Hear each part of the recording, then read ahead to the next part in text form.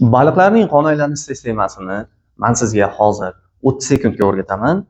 Siz obuna bo'lib qo'ying, like bosib qo'llab-quvvatlang. Men boshladim.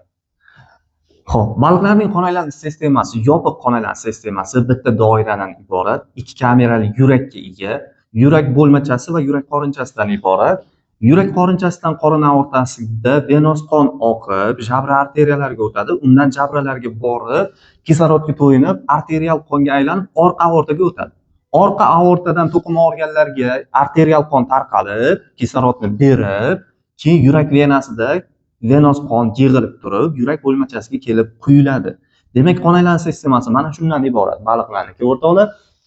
Bu xususiyat hamma baliqlarga xos. Tog'ayli baliqlarga ham olib ketaverasizlar, suyak tog'ayliga ham yoki karpsmonlar, lasosmonlar hammasiga.